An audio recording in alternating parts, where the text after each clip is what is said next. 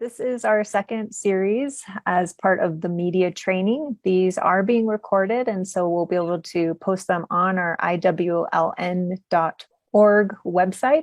So please feel free to share with anyone you know that may have wanted to attend, but their schedules might not have allowed them to. Our first session, we were joined by Matt Mosley, who again is the principal of Ignition Strategy Group and specializes in public affairs and communication strategy. And Matt did a great 1-hour presentation talking about how you should be thinking about your communication strategy, provided an example of a triangle of how you can organize your message, who your intended audience is, what your message is, your key points. So again, encourage you to, we'll get that recording up and feel free to share with anyone that might be interested. And the second session, though, we're going to move ahead and be talking about how you take your message, your communication plan, and get it out there into the world. And one of the best ways to do that is having your message published either in print or on the radio or TV. And so that's why we're focusing on the media today. And Matt is back again. He's going to be helping to moderate our session with two amazing reporters who both have a lot of experience in the Colorado River Basin, Felicia Fonseca and Luke Runyon. So with that intro, I'm going to remind you, please feel free, use the Q&A function. Any questions you might have for our specialists, this is a great and safe opportunity and space to ask questions. No question is silly or stupid. We have great experts here. We should utilize them. And I'll turn it over to you, Matt. Thank you. All right. Thanks a lot, Heather. And I hope everybody enjoyed the session last week. It was a lot of fun talking about sort of the mechanics of media and communications. But today I'm really excited because this is a panel that I would want to attend regardless if I was moderating or not, because we have two very distinguished journalists that are very well known throughout the West for their coverage on water specifically. Felicia Fonseca is the new assistant news director for the Southwest, and that means Arizona, New Mexico, and Nevada for the Associated Press. She served there at the Associated Press for 18 years and started as an intern. And that's a really distinguished career for a journalist, I have to say. And she has been consistently delivering very high level, very distinguished stories that impact the Native American communities, whether it's wildfire, drought, or clean water.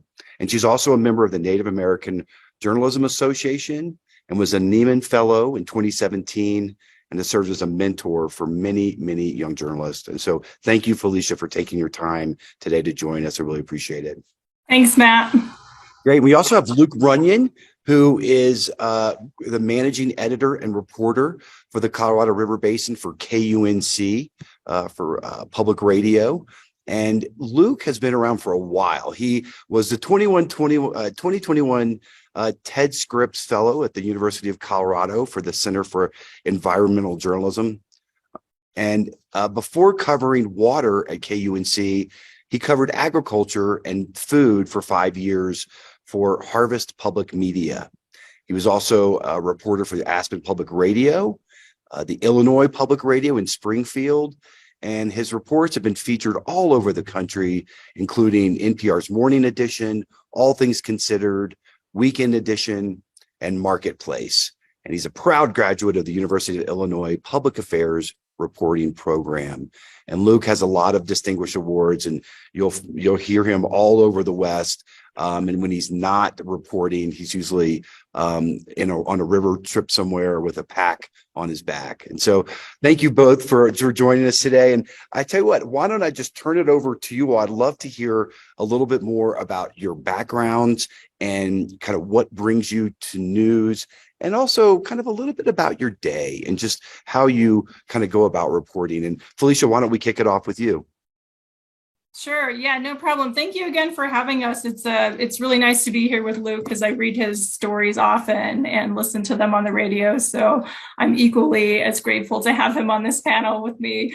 I grew up in Grants, New Mexico and Pojoaquin, New Mexico, sort of near Santa Fe. And I am not the type of person anybody would have guessed would have been a reporter.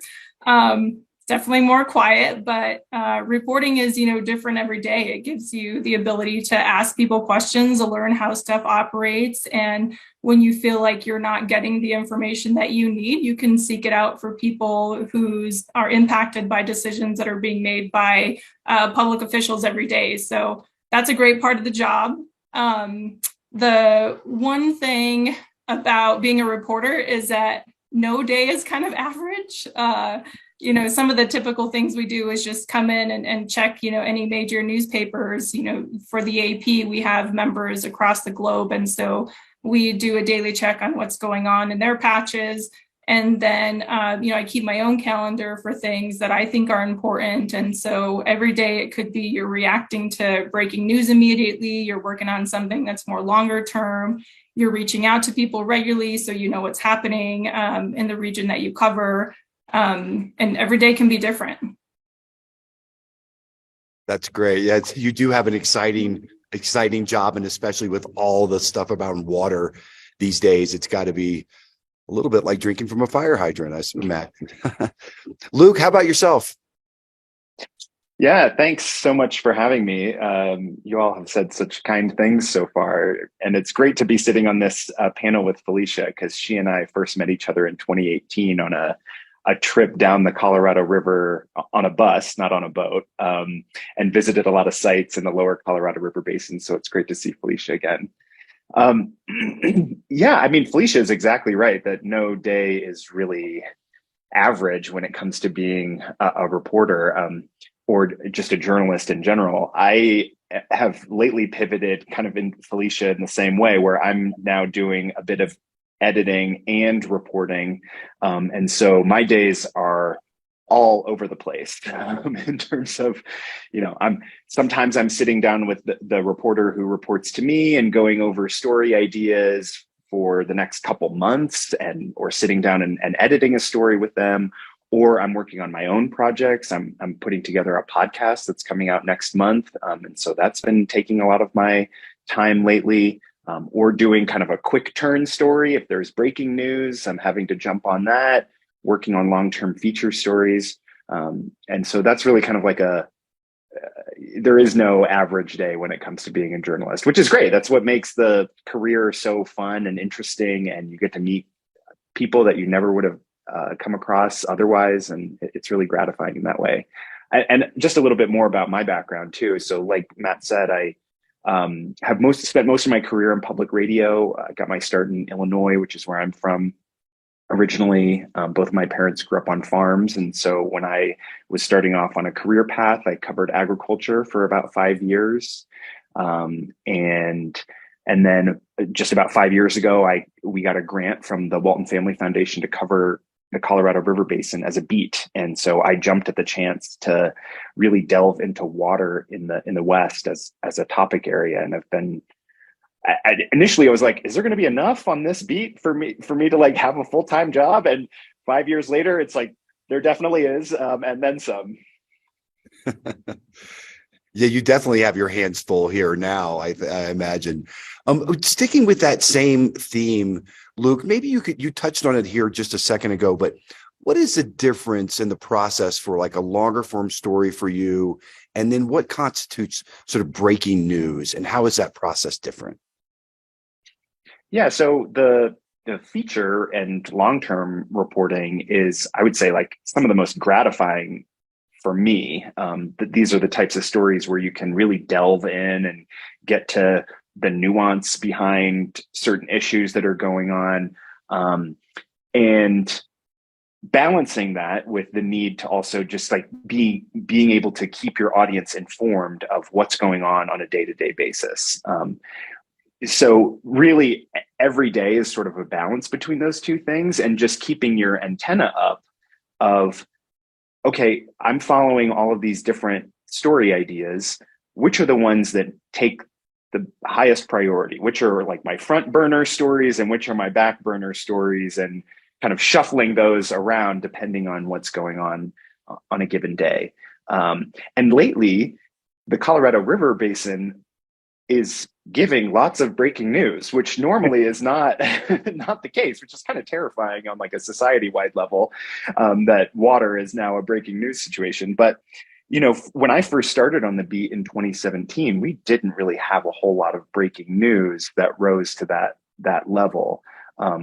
But as things have gotten worse, you know, we had like a succession of dry years, 2020, 2021, and 2022 were all really dry, and it put the river in a really dire situation, to the point where journalists were having to respond a lot more quickly to developments that were going on at the federal and state level, the local level, as people were responding to that. So really, it just kind of depends on what's taking the highest priority in a given day, and what do I need to drop off and pick up in order to make sure that I'm meeting the audience's needs. That's great. Now, Felicia, I'd love to hear from you about, you know, as your new role as a news director, and, you know, you're really in this hot seat of what stories you decide to cover, and I guess who's going to cover them. Tell us a little bit about what for you makes a story compelling, and you know, why would you decide to cover something over something else, and then maybe you could provide us an example of a powerful story that you were able to tell, or a story that sticks out, and why it was really important. Yeah, I think, you know, as a news director now, it's difficult because water is such a complex topic, and even the complexity more so when you're trying to just relate it to what's happening on the ground level. So oftentimes we write about stories at the level of here's what politicians are saying, elected officials, water agencies, but the people who are going to be impacted that are by the people who are either, you know, anywhere from, you know, you're hauling water on the Navajo Nation, or, you know, you've lost your water supply outside of Metro Phoenix and, you know, unincorporated community outside of Scottsdale. But the AP is a global news organization. So we're a lot looking at audience, right? Where can we deliver some distinctive coverage in what we're doing? We're also primarily a breaking news organization. So all those things that Luke says that are just breaking, like those are the things that we want to jump on right away, but while always having something sort of on the back burner to do as a longer term piece. One example today is just, you know, looking at a bill that's going before the Nevada legislature. It's part of a larger bill, but the Southern Nevada Water Authority is looking for the okay to put a limit on residential water use. So we see around the West that different agencies are, you know, they have a cost structure that's tiered, you know, you use more water, you pay more water, but this is really one of those big examples of, you know, there could be a cap on how much water you can actually use. And this just could be a sign of what's to come for other communities around the West that rely on the river. The other thing that I had just mentioned is just about distinctive coverage. So we don't want to do the story that everyone else is doing, but recognizing that sometimes we have to, right? We have to respond to that breaking news. But we did a package of stories last year around the 100th anniversary of the Colorado River Compact. And the story that I was tasked with doing, that I offered to do very willingly, was the one on tribes, which is a difficult thing to pull together because you're looking at, you know, 30 tribes in the Colorado River Basin, and you, like for me, because I've covered tribes for a while, I'm always thinking of what tribe can I write about that no one else is writing about right now. And so I delved into this just very like complex discussions with a tribe up in Utah, and then the Wallapai tribe is where we focused our efforts. And it was really just finding like the one person who is tasked with hauling water every single day, and how arduous that is for him, you know, to drive on this just like beat up, rumbled road. And he goes and he checks, you know, the tanks, and he has everything just like timed perfectly, right? Like he's very task oriented, and he's got like a stopwatch, and he says, all right, I have 5 minutes before, you know, this fills up, and I've got to quickly switch the water from the hydrant to this other one. So you're thinking, Luke knows visually, right? How can you tell this in a way where people who are not there, who have maybe never heard of the Wallapai tribe, and then just this idea that the river is right there and you have no right to pull from it, on paper. And so we're always looking for opportunities that are visual, where we really can like transport somebody to a place and see it through the eyes of the people who are living there. What a great answer. I think that's, we talked about that a little bit last week of really personalizing it, bringing it down to the level of how does this impact somebody's life, on a day-to-day basis. Luke, do you want to follow up on that? No, I mean, it really depends on, what type of media you're talking about with these sorts of decisions. So, dealing with somebody who is purely a print reporter, they're going to have maybe different requests or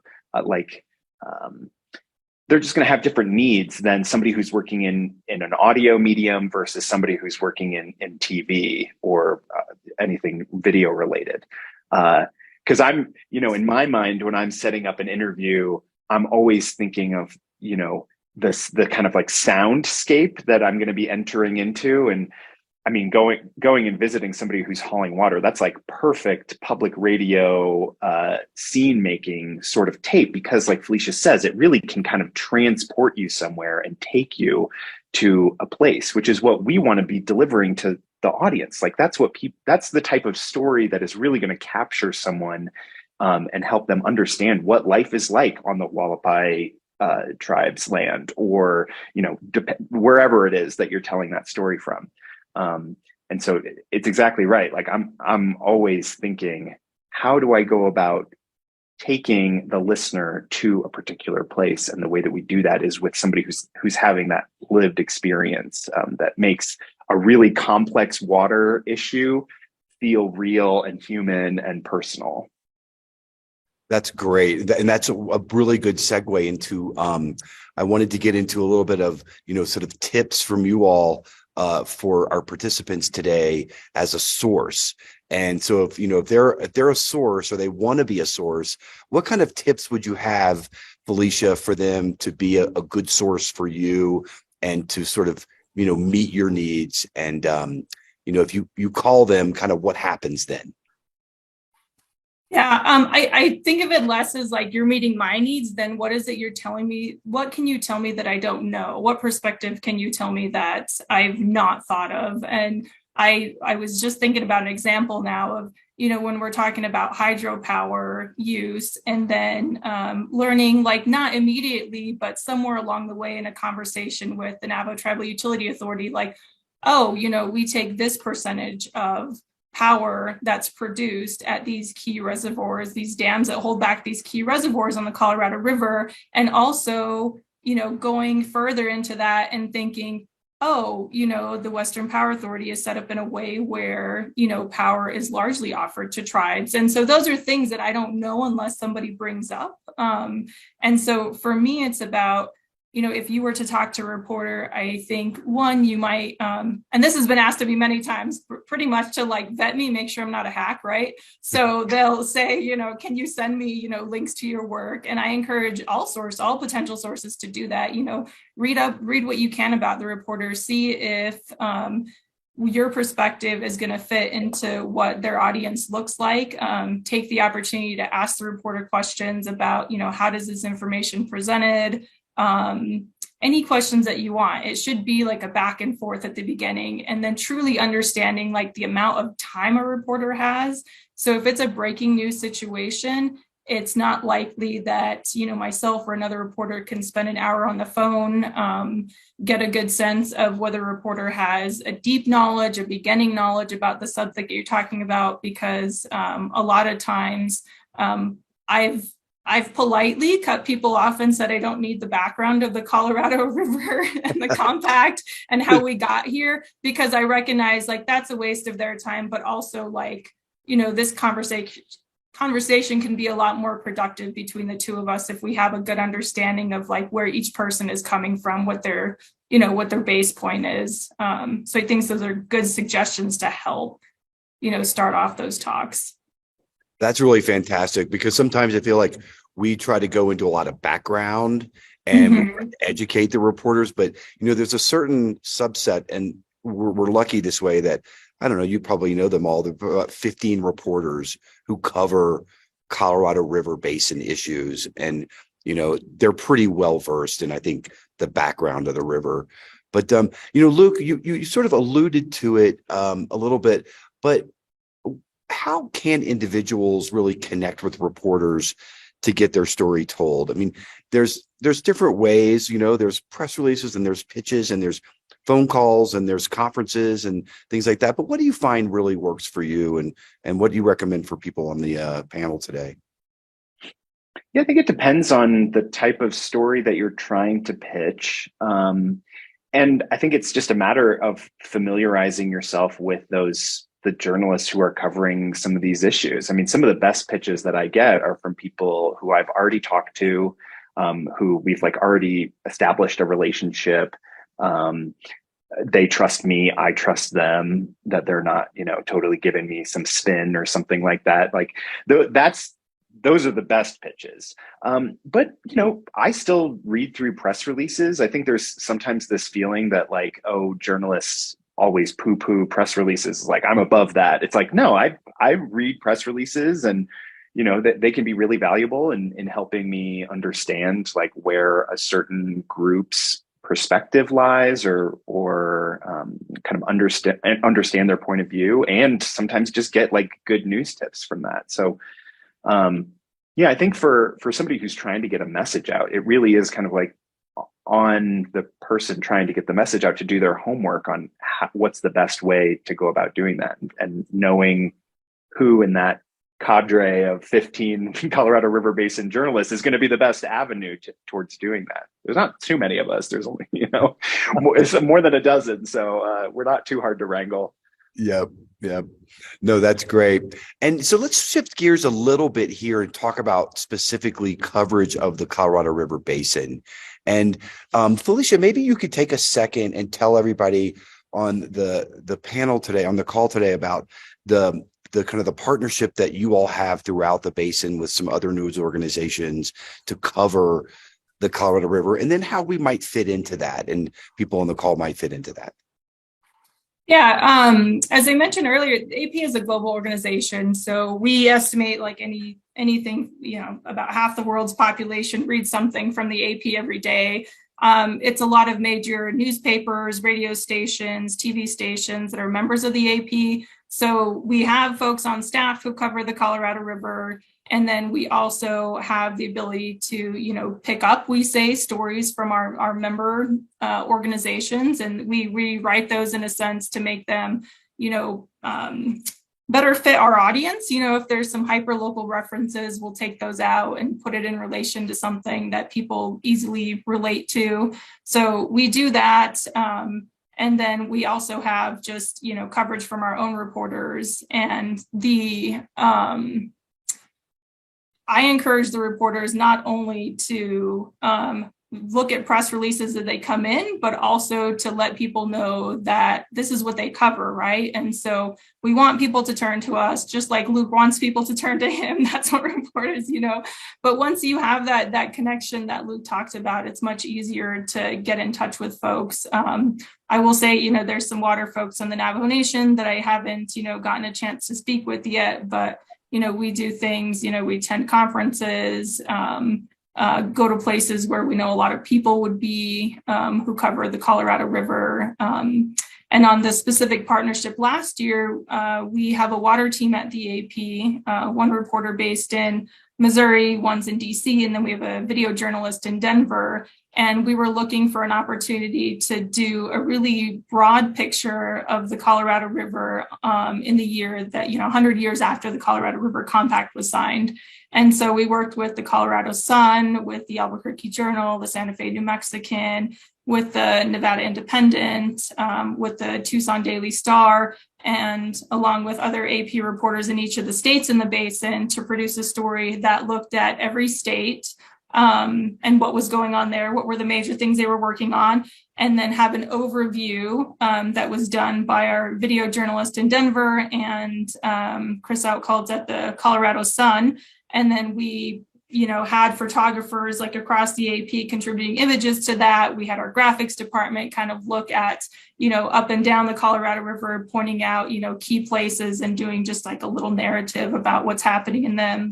And then I did the story overall on sort of the tribes and Colorado River. I remember that sort of series that came out, I believe, in the fall, and it was really good.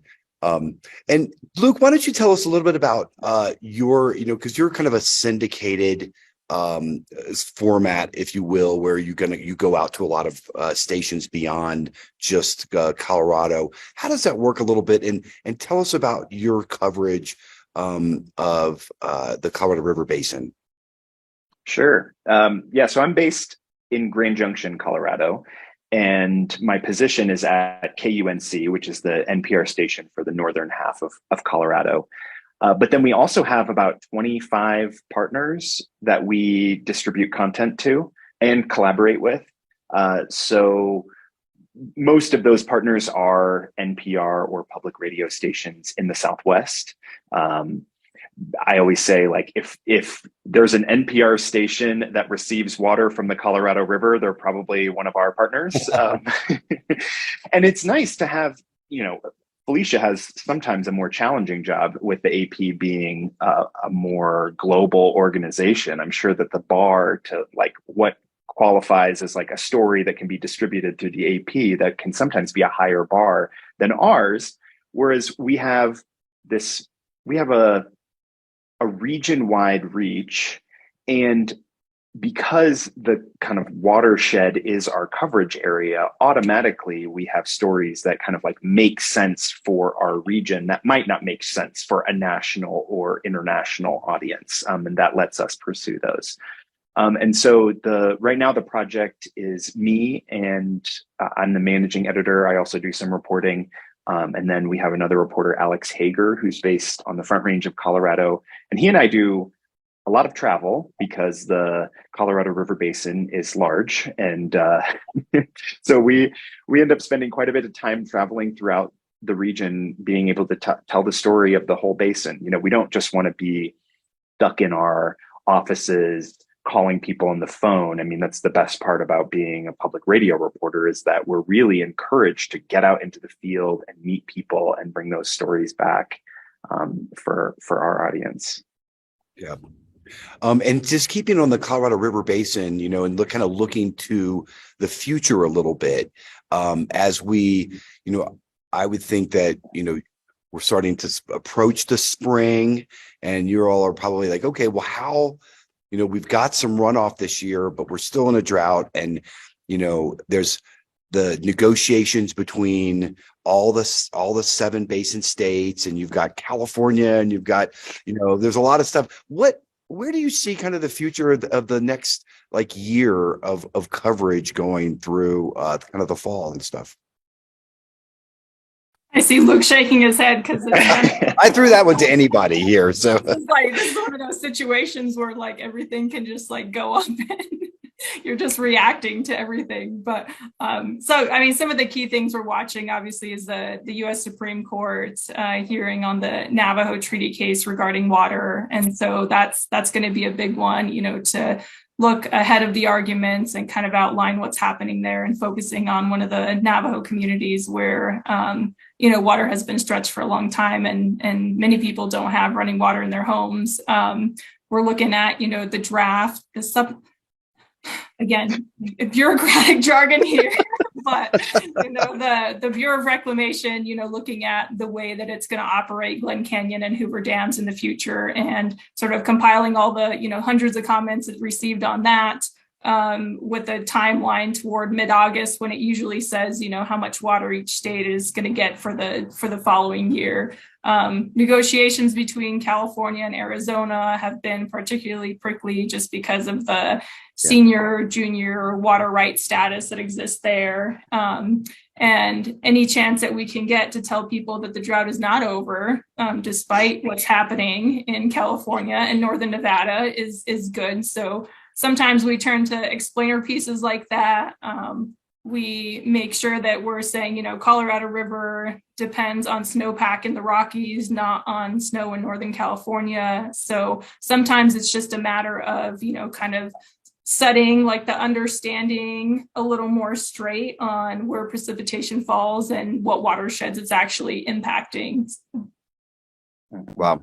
Yeah, that's a lot. And let me just follow up on that. Do you have, this is something we deal with in our lives, but, acronyms and the sort of the bureaucratic language, and to, sort of simplify that and crystallize that for people. How much of a challenge is that? I'm going to let Luke try to tell people what acre feet mean to people and how to convert that to something on the radio. You at least get to give a graph, Felicia, that you can have you can put a graph in your stories. Or true, yeah. Luke just has sound. Yeah, it can be a real challenge to get the news into like a 45-second newscast spot, or even explaining some of these things in a 4-minute feature can be a real challenge. And it's just using sort of the tricks of the trade, like we always end up with shorthand descriptors for all sorts of things. I mean, the average person, even in the West, probably doesn't really know what the Bureau of Reclamation does. And yet Felicia and I are kind of like every day hounding the Bureau of Reclamation to be, answering questions and stuff like that. So it's just, it's really a matter of trying to explain like the different power structures, the political layers between like the federal government, the state government, local governments, tribes. I mean, it's an incredibly complex system that we've set up, and sometimes you just have to say that in the story, like this is a crazy system that we've set up to manage water in the West, and it's hopefully we are able to explain some piece of it in the amount of time or the words on a page that we're able to do. But yeah, it can be extremely challenging, which is why it's so important to find the right sources for some of these stories, because if you can find that right person who captures so much of that complexity, and either their the quotes that they're able to give you, or their own personal story, like that can go such a long way towards helping people understand some of these issues. And that's why a big part of my job is tracking people down, like just trying to find the right person for the story, because it can be a huge challenge to do that. Yep. Yeah, and we've done everything from like converting acre feet into billions of gallons of water to it's enough to cover, the city of Las Vegas this deep over what area. But the key thing for us is like, if you, and they say this in journalism a lot, right? If you're telling this story to your mother, how would you have her understand this, right? Would you be talking about supplemental, draft environmental impact statement? No, like the essence is that this agency that manages, dams across the West is on this process to try to make them, more efficient, because there's not enough water anymore, right? So in as simple terms as we can in our stories, because if we're stumbling over it as reporters, then people who are reading it are also going to start scratching their heads. And, as somebody who also reads news, I dislike when I run across a word where it's like, I got to look this up, because I feel like I'm a regular person too, and I don't know what this is. So we don't need to make writing complex. And I think, that's a little bit, I want to kind of drill down now into kind of the tribal communications and capacity. And it's something that we always try to do, is try to really simplify things, and always counsel people to, show, don't tell, kind of show how this is impacting you. Don't just tell. And maybe you could talk a little bit about sort of what we would love to enhance the tribal capacity for being spokespeople in the basin, frankly, and that and show that we're we are part of the discussions, and we have a seat at the table, and we have a role to play. So how would you best suggest going, and for people on the call, what would be the best strategies for going about that?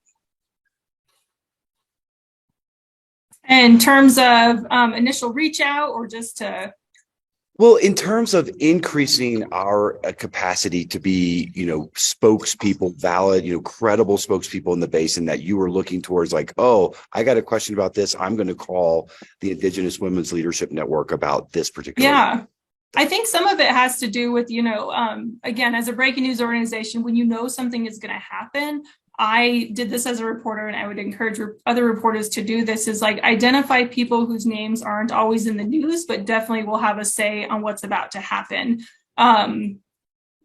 The AP doesn't want to be parroting other people's stories. We don't want a story that has the same exact sources as everyone else does. But a big part of, being a news director also is just, I want people to focus on diversity. I want them to think about what are the people whose voices don't get heard? And can we reach out to somebody, as difficult as it might be, to try to set a schedule to talk to them? Like, that's worth our effort, so that we're hearing from people in minority communities, disadvantaged communities, people whose voices aren't elevated in the stories that we tell about the Colorado River Basin.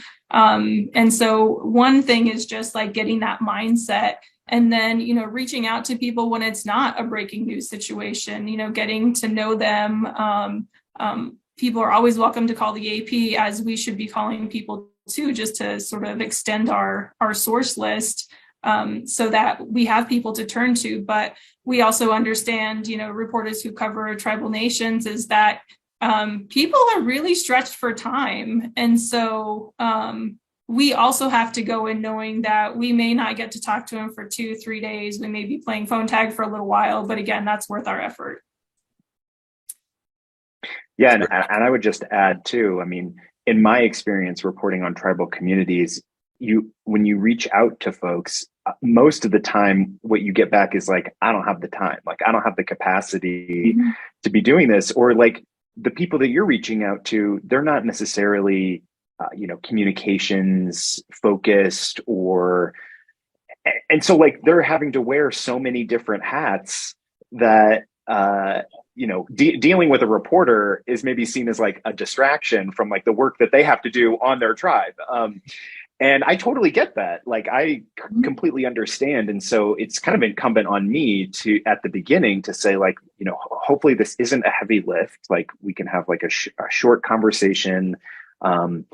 And I think too, for the people on this call, like, think of this, like, be really honest with the reporter from the beginning of like, I have thoughts about this, but I'm super slammed for like the next 3 days. What's your deadline? Do you need this today, or do you need this like 3 days from now? Like, knowing that going in is gonna, I think, help both parties know like what the expectations are, and kind of build that trusting relationship that you need in order to get a story across the finish line. That's fantastic. And Matt, if I can just share like 2 things. So when I started writing on tribal communities, like way back in the day, there were 2 things that happened that kind of like set me on this course that I needed to approach this differently. One was calling the director of the Navajo EPA, and he basically told me do my homework before I call him. Like, the things that I was asking for could be found on Google. And that's super important to let reporters know who are covering tribal communities to, find something out about the tribe before you call and ask for the entire history, understanding that some of the things that are tied to water are systemic, right? And so do your own research instead of relying on somebody to tell you things you can find on Google. Second thing is when I called a Navajo lawmaker, and he said, have I ever seen you in Window Rock? And I said, no. And he said, call me when you bother to show up. And we talk a lot today, and it's a great lesson. And another thing in just covering tribal communities is that your interaction shouldn't be just by phone. Either you're making time to show up to conferences, or you're going to the reservation, you're making some real effort on your part to show that your interest in covering this is genuine. Oh, that's really great. Wow. And just some final thoughts before we go into Q&A. Some of the things that we've been hearing today are about, stories, personalizing, and, kind of visualizing what kind of story that you want to create when you're creating a story, and you're pitching, and you've got something that you think is newsworthy. So I just will kind of leave it there. It's been a fascinating discussion. And I really, for everybody that is out there, Felicia, you've been here 18 years, Luke, a long time, and you've seen the media industry and journalism, really change. And so I just want to, thank you all for your service. And it's not an easy job, and a lot of demands on your time. And so it's a really great to have you here today. So if you all want to just maybe give some final thoughts before we go into Q&A, or Heather, would you like to open it up for Q&A now? Well, we do have one question that we received, and again, encourage you to add in additional questions into the Q&A. But I liked this one that someone put in. It asks, "How do you engage with backlash, if any, from the community?" And I think it relates a little bit. And I'm curious if you ever read the comments, the public comments on pieces that you write.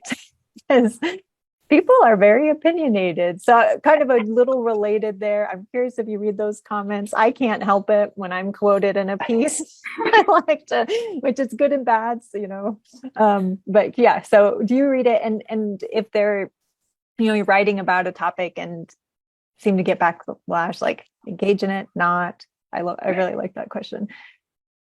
So either one, Luke or Felicia. Yeah, I can start maybe. The goal is to write a story with no backlash, where you're being fair and, giving everyone the space to say their piece. But that's in a perfect world. And of course, there's going to be people who are not going to love what you end up producing. If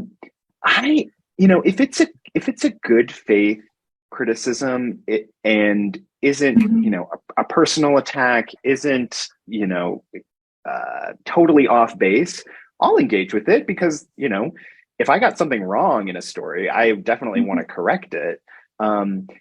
But more and more, the kind of critics that you end up getting are coming from this sort of bad faith point of view that it's really hard to engage with, because that you're not going to convince them that you're right and they're wrong, or whatever, that the piece, some of the criticism can be totally off base, and that can be really a challenge to want to try and engage with. But for the most part, yeah, if somebody has that kind of good faith criticism, I want to hear it. Like, I don't want to shy away from that, because that's how we get better as journalists, is hearing how we got something wrong. And so I would want to hear it. And as for comment sections, thank God we got rid of ours on our website. So like on the stories, they don't exist. So you have to go to like social media in order to see the comment sections. And, every now and then, it can be kind of a guilty pleasure to go take a look, but I would say I'm not regularly there. Felicia, anything you'd add? Yeah, same as Luke. Like, I absolutely want to hear, if we either miscontextualize something or something is wrong. And so usually when I get a note that, from somebody who has a concern about a story, I try to have an actual conversation on the phone with them, because a lot gets lost over email or text messages, and try to understand where they're coming from. But before I publish a story, we don't hand out, entire drafts of stories to people to review, like a peer-reviewed journal or something, because we don't want, people who are not chiming in on a certain part to have influence on what other people are saying. But I try to make sure, like, hey, we talked to, after we have an interview, I just want to understand we talked about these things, and I just like broadly go over at the end of the interview what it is we talked about. That way, if somebody misspoke or they would like to elaborate on something, then we have that opportunity there. And then when I was talking earlier about just having the conversation back and forth about where does this appear, who else are you speaking with, kind of a thing. Try to be a lot more conversational in the lead up to the story. So hopefully there's no backlash, but when there is, I like to have an actual conversation on the phone with people to discuss, because sometimes, I like to vent about things too. And sometimes like people just want to say what they would like to say about the story, and there's nothing actually factually wrong with it. And so we can just go from there after chatting. Yeah, well, and I think that kind of leads into another question we had. One, there was a comment just really appreciating, Felicia, what you said about doing your homework, because, there is this past history of mistrust and actions that have happened with tribal communities that, may make them weary of interacting with people from outside their communities.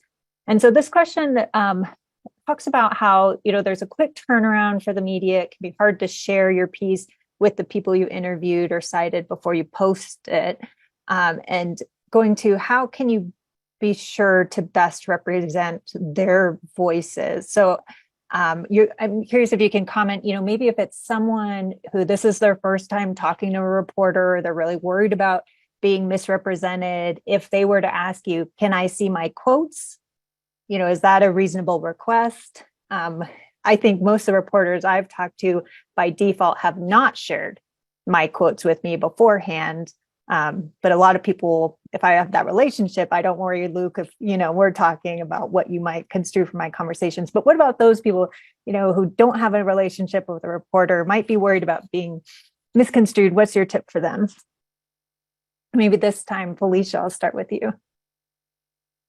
Yeah, I think that's at the beginning of the conversation. Like, are you willing to at least, go over what we talked about? That way, if I said something incorrect, we tend not to send things, like direct quotes, but I will, paraphrase, like, here are the things we talked about that I might include in a story for people who are more uneasy with dealing with the media. Like, we encounter people every day who are like, yeah, fine, quote, like gets in the story, but if you try to think about, being somebody, especially from a minority community who hasn't dealt with the media, and if somebody were to come in and ask you all these things, you would feel really probably uncomfortable if this is the first time. So I try to think about it on the flip side. If somebody was asking me these questions, like, how would I want to be approached? How would I want to have this discussion about, who's included? Because I know, in a lot of minority communities too, if you're the one person who is speaking out against something, that's going to cause you a lot of hesitancy in being part of this story. But if you know that you're going to be in there and your neighbor down the street's going to be in there, and maybe they've talked to somebody else, like, get to a point where you feel comfortable about the piece that's going to be written and about the extent to which you're going to be included in there. I think those are all good conversations to have ahead of time. And then just for people who you're talking to, kind of reiterate, like, what's your main point, right? If you want to say that over and over so that you don't think that it's getting lost on a reporter if you said it once and you're not sure they, wrote it down or recorded it or whatnot, like, as much as you can sort of reiterate what you want the reporter to get out of the conversation so that it sticks in their mind. And then maybe that becomes the part that they use. Remember that from our media training last week, everybody. Matt's way ahead of me. Yeah. No, I just want to distinguish, because I think Felicia and Luke make a very good point about the backlash too. And in my career dealing with media, you have to be very careful about, if there's a factual error, that's one thing. And that's a gentle, hey, you may want to check this, and here's what I think is right. But it's a very different thing to tell a reporter that you think they should cover a story a certain way, because they don't tell us how to do our jobs, and we really shouldn't tell them how to do their jobs either.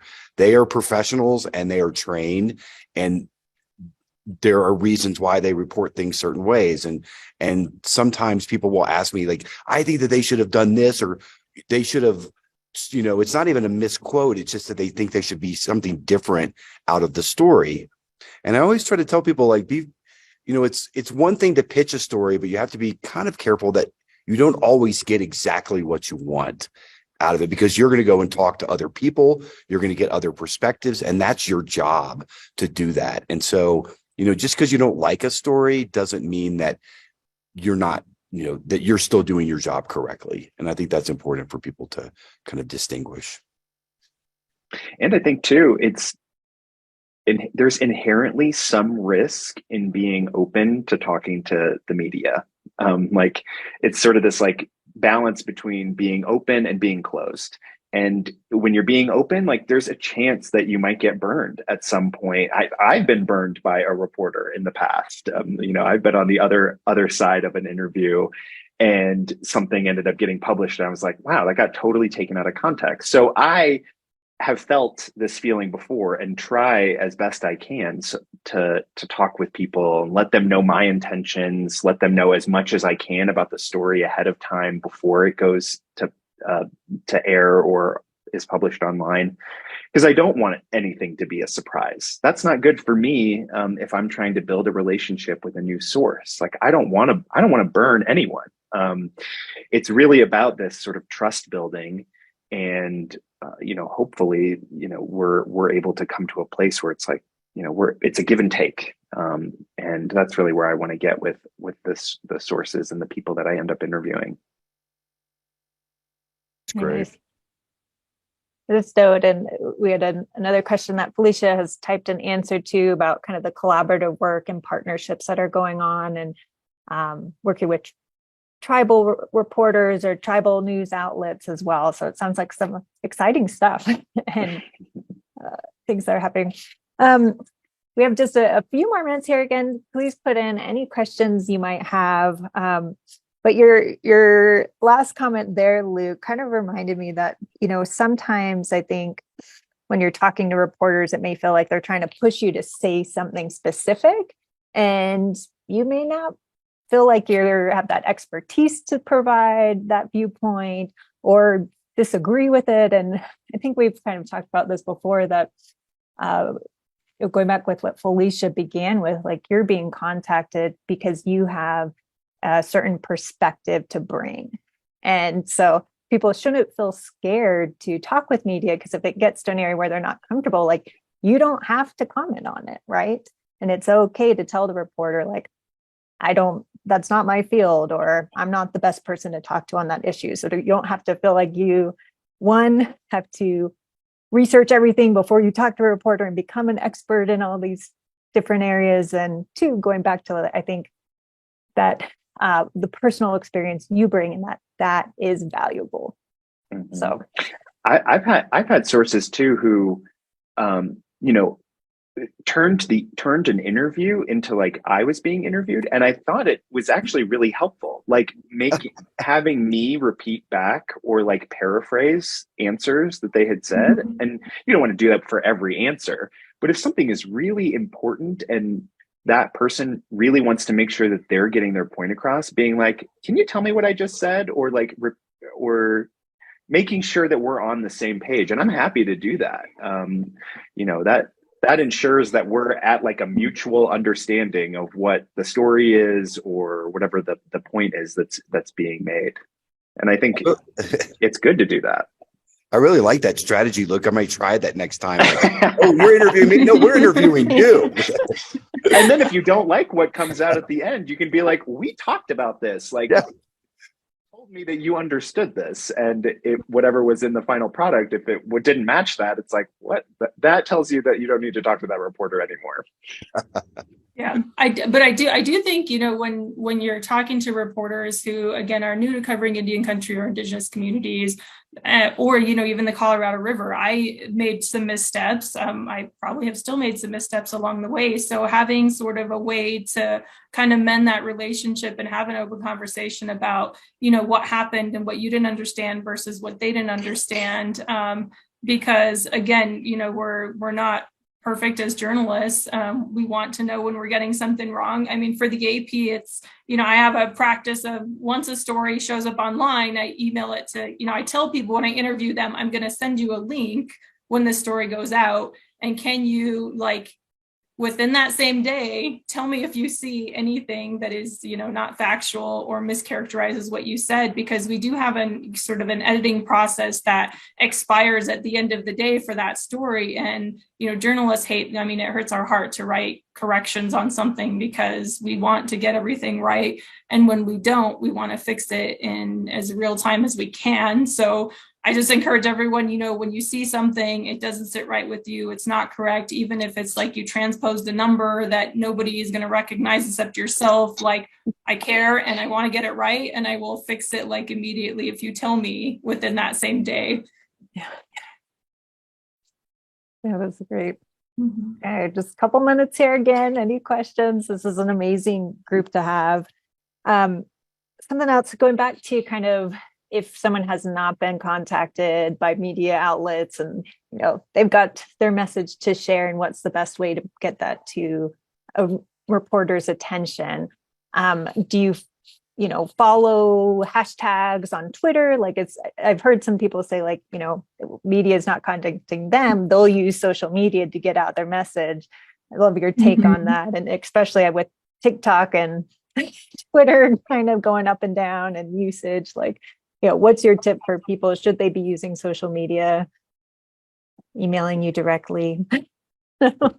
I mean, obviously we want to know about it also, but I mean, I would use the same approach reporters do, like send people Facebook messages, like tweet at them, call them, email them, but also recognizing that, if you don't hear back from them, and I tell reporters who cover Indian country too, like, don't take it personally. Like the person is probably just very busy. So try back in a day or 2 days. But if there's a pattern of like, I'm reaching out to this person, first, like, do you have the right contact information? And if you've hit all of those points, then they probably should have seen at least one of them. And if not, I mean, then you move on, right? To someone else if you're not getting a response from, the outlet that you would like to tell your story through. But hopefully that will happen to nobody on this call. Yes. And as attending this training session, everybody's going to call promptly back. I know. Yeah. Because it's a missed opportunity. Yeah, that's true. And something else, just another thing I've had in my experiences, every reporter I've talked to at the end has said, did I miss anything? Is there anything else you want to tell me? And that seems like a great opportunity to use one of your pre-written, lines that you've thought of beforehand and worded the way you want it worded, right? To share and repeat your message. Yep. Yeah. And also who else to talk to? Who else is a good person in this space to interview? Or use that opportunity also to like say you don't really agree with like the premise of whatever this reporter's story is, but you're talking to them anyway. And then at the end, if they say like, oh, is there anything else? Be like, yeah, here's like 3 other things that are going on that are actually newsworthy that you should be reporting on. Like that's a great opportunity to do that too. Yeah. And that's where some of my best story ideas have come from, is from people doing that. Oh, cool. Great. Well, Felicia and Luke, I'll let Heather close it out, but this has been a real pleasure today and just such an honor to sit down with you all. I found it as probably as interesting as anybody else because it helps our work too. So just want to say a big thank you. Yeah. Thank you both. I want to thank our participants for joining, and we had 2 great reporters. They're not scary to talk with, so hopefully the next time you're called. I mean, that was really our hope, is that Colorado River tribal issues, they are increasingly appearing in the media, and who is the best ones to be talking with reporters? Those that are working on these issues. They're on the ground in the communities. So thank you everyone for joining us again, and hope we'll catch you at our next webinar. Thank you. Thanks everyone. Thanks. Have a great one. Thank you.